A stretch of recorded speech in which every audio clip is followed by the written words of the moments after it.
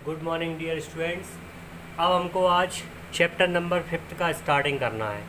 Chapter number 5 का जो नाम है रिटायरमेंट ऑफ अ पार्टनर। ठीक है, अभी हमने सीरियल वाइज हम चलते जा रहे हैं। सबसे पहले हमने देखा था पार्टनरशिप फर्म अपना करंट रेशो चेंज कर रही थी, उसको कहते थे रिकॉन्स्टिट्यूशन, मतलब change in mutual P&L ratio. Second हमने इसके बाद जो चैप्टर अभी जस्ट लास्ट में अपन ने किया है उसमें था एडमिशन।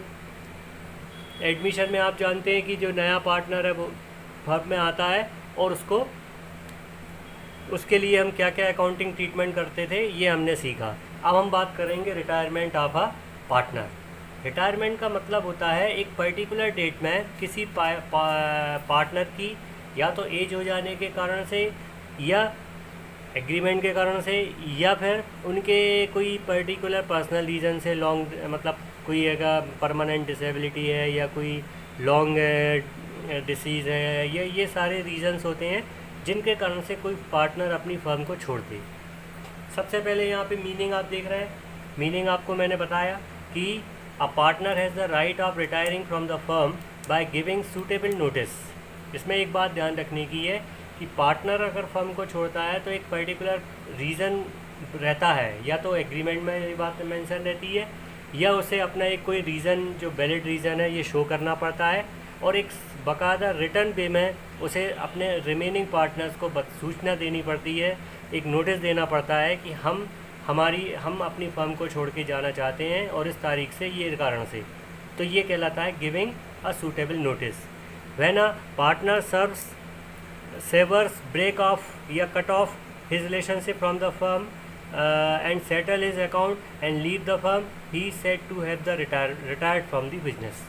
मान के चलिए कोई पार्टनर अगर ये सब करता है और वो अपना अकाउंट फर्म से सेटल कर लेता है, मतलब वो अपना जो भी लेना देने का अमाउंट है वो सब ले लेता है, इसको हम रिटायरमेंट के नाम से जानते हैं।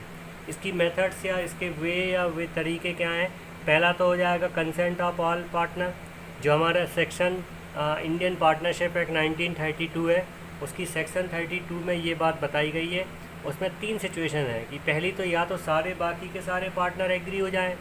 मान लीजिए ABCD 4 पार्टनर है और D जा रहा है फर्म से, जाना चाहता है, तो A और B और C तीनों एग्रीड हो और चौथा तो रहेगा ही रहेगा एग्रीड। या by the virtue of N express agreement between the partner, या तो हम इनके बीच में जो एग्रीमेंट है उसमें ऐसी कोई कंडीशन डली है कि 60 साल या 62 साल या 60 की एज के बाद पार्टनर को रिटायर होना है। या in case of a partner eight bill, partnership at bill, मान के चलिए जो पार्टनरशिप एग्रीमेंट है उसमें ये बात लिखी हुई है कि कोई भी पार्टनर अपनी इच्छा से कभी भी जा सकता है। तो इन कंडीशंस में उसे by giving notice in writing to all the partner, मतलब उसे एक रिटर्न नोटिस देते हुए वो फर्म को लीव कर सकता है। और ये जो चैप्टर है ये चैप्टर हमारा 5th स्टार्टेड है। ठीक है बेटा। अब इसके बाद अपन बात करते हैं कि रिटायरिंग पार्टनर की पोजीशन क्या है। मैंने जब आपको एडमिशन स्टार्ट कर रहा था तो मैंने बताया था कि जब नया पार्टनर आता है तो वो 2 चीज़ें लेके आता है बेसिकली। पहला आइटम होता है कैपिटल और सेकंड आइटम होता है गुडविल। ठीक है, तो कैपिटल और गुडविल जब वो लाता है तो बिल्कुल सेम मैनर में हम जाएंगे। अगर कोई पार्टनर फर्म से रिटायर होता है तो वो फर्म से अपनी गुडविल और फर्म से अपनी कैपिटल और गुडविल उसको दी जाएगी। कैपिटल तो फर्म देगी लेकिन गुडविल देंगे गेनिंग पार्टनर।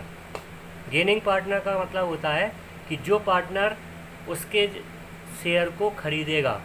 खरीदने का मतलब है कि जब एक पार्टनर जाएगा ABCD में, मान लीजिए D जा रहा है, तो जो D के हिस्से का जो प्रॉफिट है वो ABC में से या तो तीनों को मिलेगा या किसी पर्टिकुलर पार्टनर को मिलेगा। तो जिसको भी मिलता है he is called gaining partner, and gaining partner has to give the goodwill to the retiring partner. ये हमारा बेसिक रूल है। ठीक है, तो यहाँ पे आपको ये चीज़ बतलाई गई है।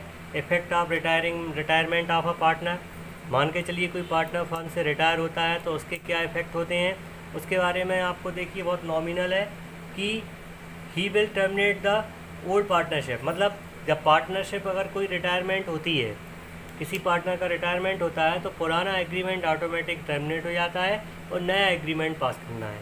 ठीक है, the combined share of the remaining partners is increased.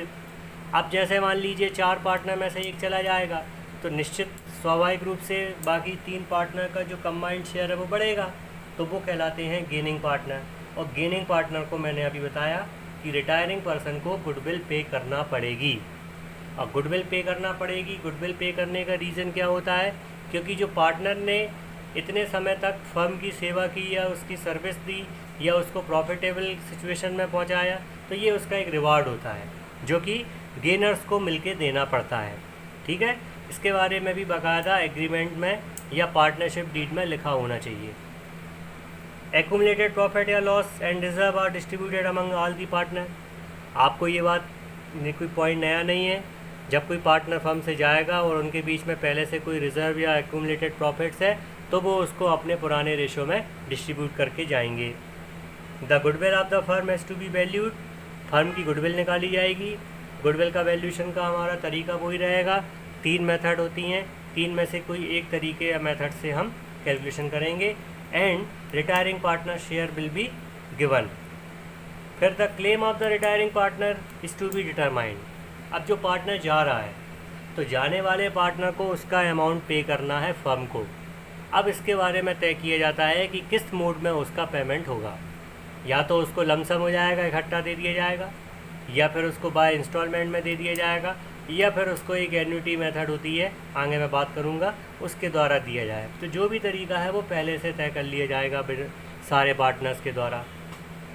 Due to payment of the claim of the retiring partner, asset of the firm are reduced. अब जैसे मान लीजिए कोई पार्टनर फर्म को छोड़ के जाएगा, तो फर्म को उसको पैसे देने के लिए हो सकता है किसी एसेट को सेल करना पड़े, तो मतलब उसकी एसेट रिड्यूस हो जाएंगी। And if the claim is not made from the firm's resources, loan has to be arrange by pay off the claim. इसमें एक व्यवस्था बताई गई है कि अगर रिटायरिंग पार्टनर को पैसे देने के लिए फर्म के पास सफिशिएंट अगर एसेट्स भी नहीं है, तो फिर फर्म को इमीडिएटली लोन लेना पड़ेगा, चाहे बैंक से ले या कहीं और से। मतलब ये है कि रिटायरिंग पार्टनर हैज़ टू पे इमीडिएटली द अमाउंट, या उसके लिए एक पर्टिकुलर एक तरीके से उसका सेटलमेंट करना पड़ेगा। तो इस तरह से हम उसके इफ़ेक्ट देखते हैं। फिर बात आ रही है कि adjustment of the of a partner retirement, मतलब रिटायरमेंट पार्टनर की कंडीशन में क्या क्या अकाउंटिंग होती है।